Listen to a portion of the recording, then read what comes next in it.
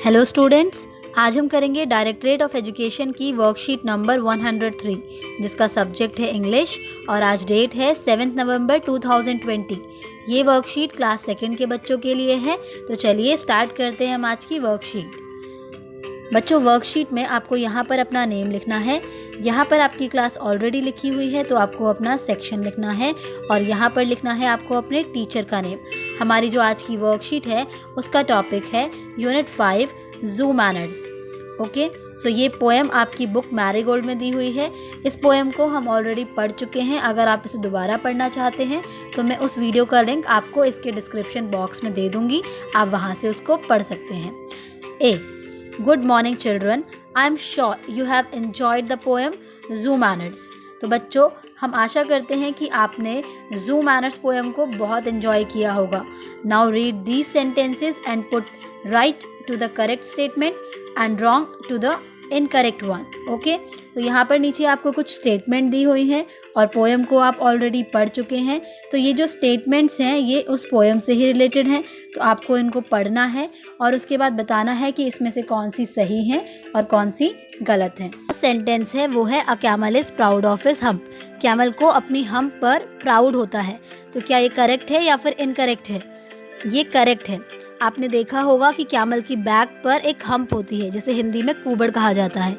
तो कैमल क्या करता है, उसमें पानी और खाने को स्टोर करके रख लेता है और इसी वजह से वो जो डेजर्ट है उसमें काफ़ी दिनों तक बिना पानी और खाने के रह सकता है, इसीलिए उसको अपनी हम्प पर प्राउड होता है। सेकंड स्टेटमेंट है we should not treat animals well. हमें एनिमल्स के साथ अच्छा व्यवहार नहीं करना चाहिए। तो क्या ये स्टेटमेंट करेक्ट है या फिर इनकरेक्ट है? ये स्टेटमेंट इनकरेक्ट है। हमें एनिमल्स के साथ अच्छा व्यवहार करना चाहिए और उनकी देखभाल करनी चाहिए। सी देखिए, we should laugh at others. हमें औरों पर हंसना चाहिए। इनकरेक्ट, हमें किसी पर भी हंसना नहीं चाहिए क्योंकि इससे उनको बुरा लग सकता है। डी देखिए, animals can understand our gestures and speech. जो एनिमल्स होते हैं वो हमारे जेस्चर्स यानी कि हाव भाव और स्पीच यानी कि हमारी भाषा को समझ सकते हैं। तो ये स्टेटमेंट करेक्ट है या इनकरेक्ट है? ये स्टेटमेंट करेक्ट है। Okay. B, Meetu visited a zoo with her parents. What are the things she must have seen at the zoo? Write them in the boxes given below। तो बच्चों, मीतू ने जू की विजिट की अपने पेरेंट्स के साथ में, ठीक है। तो अब ये बताइए कि वहाँ पर उसने कौन कौन सी चीज़ें ज़रूर देखी होंगी। तो आपको उन चीज़ों को नीचे बॉक्सेस में लिखना है।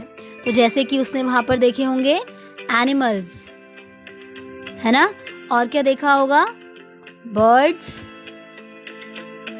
और ट्रीज। मीतू ने इनके अलावा भी और बहुत सारी चीज़ों को जू में देखा होगा, तो उनको आपको खुद से सोचकर यहाँ पर लिखना है। See, she got confused with the sounds of many of the animals in the जू।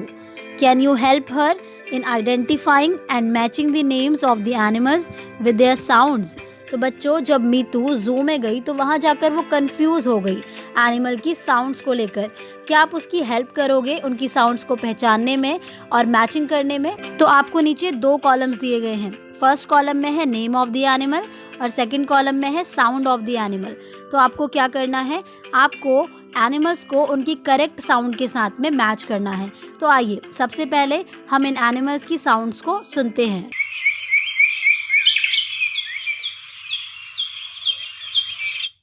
तो ये है बर्ड्स की साउंड जिसको हम बोलते हैं चर्प।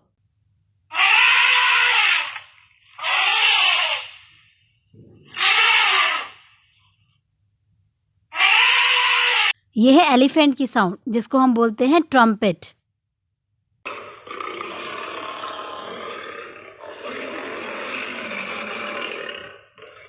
ये है लायन की साउंड जिसे हम बोलते हैं रॉर।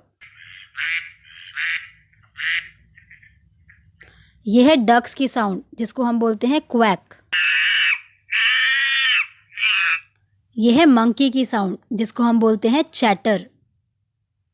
तो चलिए अब हम इन्हें मैच करते हैं। तो बर्ड्स की साउंड क्या है? चर्प। क्या साउंड है? चर्प। तो हम यहाँ लिख देंगे बर्ड्स चर्प। ओके। एलिफेंट्स की साउंड क्या है?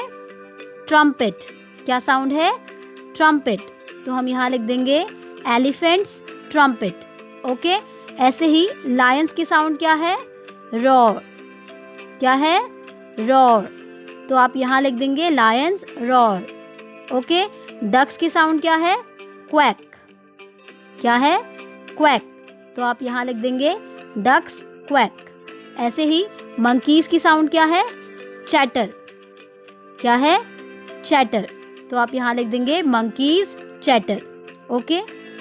D, make a mask of your favourite animal by using waste material available at home. तो आपको यहाँ पर अपने फेवरेट एनिमल का मास्क बनाना है, जो भी वेस्ट मटेरियल आपके घर पर अवेलेबल है। ओके, इसी के साथ आपकी आज की वर्कशीट कंप्लीट होती है।